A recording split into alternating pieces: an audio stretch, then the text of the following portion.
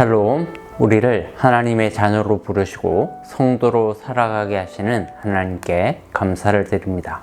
오늘 하루의 시간이 온전히 하나님의 것임을 고백하며 우리의 일상을 통하여 그분께 영광을 돌리는 하루가 되시기를 축복합니다. 오늘 함께 보실 말씀은 고린도전서 10장 말씀 되겠습니다. 제10장. 형제들아, 나는 너희가 알지 못하기를 원하지 아니하노니 우리 조상들이 다 구름 아래 있고 바다 가운데로 지나며 모세에게 속하여 다 구름과 바다에서 세례를 받고 다 같은 신령한 음식을 먹으며 다 같은 신령한 음료를 마셨으니 이는 그들을 따르는 신령한 반석으로부터 마셨으며 그 반석은 곧 그리스도시라. 그러나 그들의 다수를 하나님이 기뻐하지 아니하셨으므로 그들이 광야에서 멸망을 받았느니라. 이러한 일은 우리의 본보기가 되어 우리로 하여금 그들이 악을 즐기한 것 같이 즐기하는 자가 되지 않게 하려 함이니, 그들 가운데 어떤 사람들과 같이 너희는 우상 숭배하는 자가 되지 말라. 기록된 바 백성이 앉아서 먹고 마시며 일어나서 뛰논다 함과 같으니라. 그들 중에 어떤 사람들이 음행하다가 하루에 23,000명이 죽었나니 우리는 그들과 같이 음행하지 말자. 그들 가운데 어떤 사람들이 주를 시험하다가 뱀에게 멸망하였나니 우리는 그들과 같이 시험하지 말자. 그들 가운데 어떤 사람들이 원망하다가 멸망시키는 자에게 멸망하였나니 너희는 그들과 같이 원망하지 말라. 그들에게 일어난 이런 일은 본보기가 되고 또한 말세를 만난 우리를 깨우치기 위하여 기록되었느니라. 그런즉 선줄로 생각하는 자는 넘어질까 조심하라. 사람이 감당할 시험 밖에는 너희가 당한 것이 없나니 오직 하나님은 미쁘사 너희가 감당하지 못할 시험 당함을 허락하지 아니하시고 시험 당할 즈음에 또한 피할 길을 내사 너희로 능히 감당하게 하시느니라. 그런즉 내 사랑하는 자들아, 우상 숭배하는 일을 피하라. 나는 지혜 있는 자들에게 말함과 같이 하노니 너희는 내가 이르는 말을 스스로 판단하라. 우리가 축복하는 바 축복의 자는 그리스도의 피에 참여함이 아니며 우리가 떼는 떡은 그리스도의 몸에 참여함이 아니냐. 떡이 하나요 많은 우리가 한 몸이니 이는 우리가 다 한 떡에 참여함이라. 육신을 따라 난 이스라엘을 보라. 제물을 먹는 자들이 제단에 참여하는 자들이 아니냐. 그런즉 내가 무엇을 말하느냐. 우상의 제물은 무엇이며 우상은 무엇이냐. 무릇 이방인이 제사하는 것은 귀신에게 하는 것이요 하나님께 제사하는 것이 아니니 나는 너희가 귀신과 교제하는 자가 되기를 원하지 아니하노라. 너희가 주의 잔과 귀신의 잔을 겸하여 마시지 못하고 주의 식탁과 귀신의 식탁에 겸하여 참여하지 못하리라. 그러면 우리가 주를 노여워하시게 하겠느냐. 우리가 주보다 강한 자냐. 모든 것이 가하나 모든 것이 유익한 것은 아니요 모든 것이 가하나 모든 것이 덕을 세우는 것은 아니니 누구든지 자기의 유익을 구하지 말고 남의 유익을 구하라. 무릇 시장에서 파는 것은 양심을 위하여 묻지 말고 먹으라. 이는 땅과 거기 충만한 것이 주의 것임이라. 불신자 중 누가 너희를 청할 때 너희가 가고자 하거든 너희 앞에 차려놓은 것은 무엇이든지 양심을 위하여 묻지 말고 먹으라. 누가 너희에게 이것이 제물이라 말하거든 알게 한 자와 그 양심을 위하여 먹지 말라. 내가 말한 양심은 너희의 것이 아니요 남의 것이니 어찌하여 내 자유가 남의 양심으로 말미암아 판단을 받으리요. 만일 내가 감사함으로 참여하면 어찌하여 내가 감사하는 것에 대하여 비방을 받으리요. 그런즉 너희가 먹든지 마시든지 무엇을 하든지 다 하나님의 영광을 위하여 하라. 유대인에게나 헬라인에게나 하나님의 교회에나 거치는 자가 되지 말고 나와 같이 모든 일에 모든 사람을 기쁘게 하여 자신의 유익을 구하지 아니하고 많은 사람의 유익을 구하여 그들로 구원을 받게 하라. 본문에 들어가기에 앞서서 잠깐 9장의 내용을 복습해 볼까요? 바울은 사도의 권리를 가졌으나 그 권리를 남용하지 않고 오직 하나님의 복음을 위하여 절제했을 뿐 아니라 오히려 많은 사람들의 종이 되었다라는 것이 9장의 핵심 내용이었어요. 바울이 이렇게 복음을 위해서 절제하고 많은 사람들의 종이 된 것은 무엇 때문이었나요? 어떤 행위로 구원을 얻기 위해서였나요? 아니죠. 하나님 앞에서 마지막 날 승리자의 면류관을 얻기 위함이었습니다. 또한 자신이 입으로는 복음을 위해서 고난을 받아야 한다, 인내해야 한다, 이런 표현을 했는데, 만약 자신이 그 말대로 살지 못한다면 하나님 앞에 심판을 받을까 두려웠기 때문입니다. 그게 9장 27절이죠. 내가 내 몸을 쳐서 복종하게 함은 내가 남에게 전파한 후에 자신이 도리어 버림을 당할까 두려워함이로다. 사랑하는 여러분, 성도의 삶은 구원받는 것으로 끝나는 것이 아닙니다. 거기에서 시작되는 거죠. 구원받은 하나님의 자녀로서 무엇을 하고 무엇을 하지 말아야 하는지, 비록 모든 것을 할 자유가 있지만 하나님의 영광을 위해서 그것을 절제하며 사용하는 영적인 분별력이 있어야 한다는 것입니다. 오늘 10장에서는 바로 그에 대한 중요성을 말해주고 있어요. 먼저 1절 말씀을 함께 볼까요? 형제들아, 나는 너희가 알지 못하기를 원하지 아니하노니 우리 조상들이 다 구름 아래에 있고 바다 가운데로 지나며. 형제들아 라고 부르는 것은 지금 성도에게 하는 말인가요? 불신자에게 하는 말인가요? 네, 당연히 성도에게 하는 말입니다. 나는 너희가 알지 못하기를 원하지 아니하노니. 혹시 학교에서 이런 이중부정은 뭐라고 배웠나요? 네, 이중부정은 강한 긍정입니다. 즉 이 말은 너희가 반드시 알아야만 한다라는 매우 강한 긍정을 나타내는 말이에요. 뭘 알아야 할까요? 두 가지예요. 하나는 1절 후반부에부터 4절까지 나와 있는 출애굽 구원 사건을 반드시 기억하라는 것이고, 둘째는 5절부터 12절까지 나와 있는 이스라엘 백성들이 구원을 경험하고도 광야에서 하나님을 시험하다가 심판을 받은 사건들을 기억하라는 거예요. 먼저 2절부터 4절 말씀을 함께 살펴보겠습니다.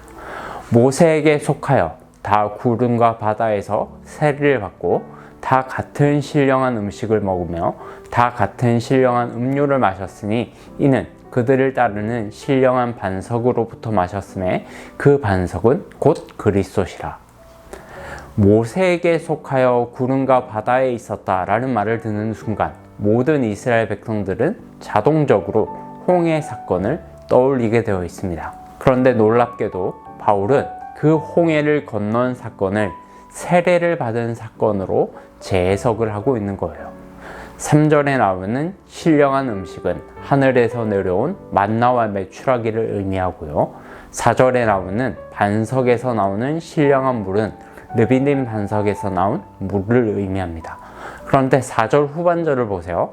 지금 반석에서 나온 물이 누구라고 말하고 있나요? 네, 예수 그리스도시라고 말하고 있습니다. 이 말은 다르게 말하면 무슨 말일까요? 구약 백성들인 이스라엘 백성들 역시 비록 그 실체는 보지 못했을지라도 본질적으로는 예수 그리스도 안에서 구원을 받은 존재라는 것을 말해주는 것입니다.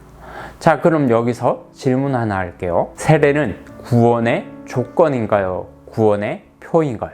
구원의 표죠. 우리는 하나님의 은혜에 의하여 믿음으로 말미암아 구원을 받습니다. 곧 하나님의 은혜가 우리의 구원의 근본적인 원인이고 믿음이 바로 그 구원을 받는 수단, 조건인 셈이죠. 세례는 이미 구원을 받은 자들에게 임하는 표입니다. 하나님의 언약 백성임을 나타내는 표식이죠. 그렇다면 우리가 세례를 받았다는 건 곧 하나님의 언약 백성으로 살아가겠다라는 결단이 포함되어 있는 것입니다. 그런데 5절부터 12절까지의 이스라엘 백성들의 모습은 어떤가요? 하나님의 은혜로 구원을 받았지만 언약 백성으로서의 삶을 거부한 것입니다. 5절 말씀이에요. 그러나 그들의 다수를 하나님이 기뻐하지 아니하셨으므로 그들이 광야에서 멸망을 받았느니라. 이 구절의 의미는 그들의 구원이 취소됐다는 말이 아니고 가나안이라는 구원의 상급을 받지 못했다는 말입니다. 갈렙과 여호수아 그리고 광야에서 태어난 어린아이들 외에는 다 광야길에서 멸망한 것이죠. 심지어 모세를 포함해서요. 이스라엘 백성들은 광야에서 구체적으로 어떤 악을 저질렀습니까? 7절에 보면 우상 숭배를 했고, 여기서 우상 숭배는 금송아지 숭배 사건을 말하는 거예요. 8절에 보면 음행하다가 23,000명이 죽었습니다. 이건 민수기 25장에 기록된 시딤에서 모압 여자들과 음행했던 사건을 얘기하고 있습니다. 또 9절에 보면요, 하나님을 시험하다가 뱀에게 멸망당했다고 하죠. 이건 어떤 사건이죠? 민수기 21장에 나와 있는 광야의 불뱀과 노뱀 사건을 얘기하는 거예요. 바울은 이 모든 이스라엘의 역사적 사건들이 우리에게 본보기가 된다라고 말하고 있습니다. 즉, 우리는 이것을 반면교사로 삼아서 이들처럼 우상 숭배하거나 음행하거나 탐욕을 부리거나 원망하는 마음을 가지지 말아야 한다는 것이죠. 그런데 실상은 이스라엘 백성들과 똑같은 이 일을 지금 누가 하고 있다는 거예요? 고린도 성도들이 똑같이 하고 있다는 겁니다. 우상의 신전에 제물로 바쳐진 음식을 함부로 먹고 음행하고 성도들끼리 서로 원망하면서 고소하고 고발하고 재판하는 일들이 벌어지고 있었다는 거죠. 반면교사가 아니라 스승처럼 여기고 있는 것입니다. 사실 우리가 세상을 살다 보면 우상 숭배, 음행, 하나님을 원망하고 싶은 유혹들이 덜어 들 때가 있습니다. 우상의 형상을 만들어서 섬기지는 않지만 내 마음에 하나님보다 더 우선시하고 싶은 것들을 모두 우상이라고 말하죠. 그때 우리에게 필요한 것이 분별력입니다. 12절 말씀이요. 그런즉 선줄로 생각하는 자는 넘어질까 조심하라. 이것이 우리에게 믿음을 자랑할 수 없는 이유요, 교만할 수 없는 이유입니다. 사탄은 늘 우리보다 강하기 때문이죠. 그러나 우리는 두려워하지 않습니다. 바로 13절 말씀 때문이죠. 사람이 감당할 시험 밖에는 우리에게 당한 것이 없나니 오직 하나님은 미쁘사 너희가 감당하지 못할 시험 당함을 허락하지 아니하시고 시험 당할 즈음에 또한 피할 길을 내사 너희로 능히 감당하게 하시느니라. 아멘. 우리가 이 땅에서 겪는 시험은요, 모두 감당할 수 있는 것들입니다. 이것이 하나님의 약속입니다. 단 우리 자신의 힘을 의지한다면 실패할 거예요. 우리가 시험을 감당할 수 있는 이유는 우리와 함께 하시는 하나님이 신실하시기 때문이고, 우리를 위해 생각지 못한 피할 길들을 열어주시기 때문인 줄로 믿습니다. 사랑하는 여러분, 이런 하나님의 일을 경험하기 위해서는 기도하지 않고는 불가능하죠. 오늘 여러분의 문제들을 놓고 기도하는 가운데 하나님의 선한 응답을 경험하게 될 줄로 믿습니다. 14절부터 22절 말씀은 성찬과 우상의 제물에 참여하는 것을 비교하고 설명하고 있습니다. 우리가 성찬에 참여하며 떡과 포도주를 먹는 것이 그냥 형식적으로 먹는 것입니까? 아니요. 주님의 몸과 피에 참여하는 것이죠.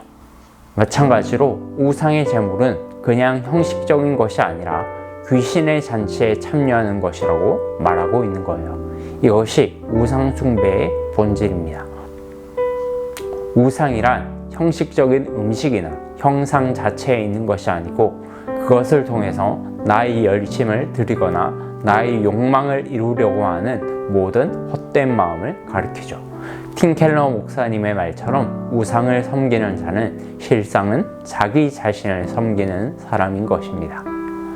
결론적으로 오늘 본문을 통하여 바울이 하고 싶은 말이 무엇입니까? 23절과 31절 말씀을 함께 읽어볼까요? 모든 것이 가하나 모든 것이 유익한 것은 아니요 모든 것이 가하나 모든 것이 덕을 세우는 것이 아니니. 31절 말씀이에요. 그런즉 먹든지 마시든지 무엇을 하든지 하나님의 영광을 위하여 하라. 아멘. 우리는 이미 그리스도 안에서 자유자인데 우상의 제물이 무슨 상관이 있겠습니까? 술 취하는 것이 무슨 상관이 있겠습니까? 내 야망을 이루려고 한들 누가 뭐라고 하겠습니까? 그러나 여러분, 오직 내 자유만 생각한다면 가능할지 몰라도 하나님의 영광을 생각한다면 별로 유익하지 않는 것들이 세상에는 많습니다.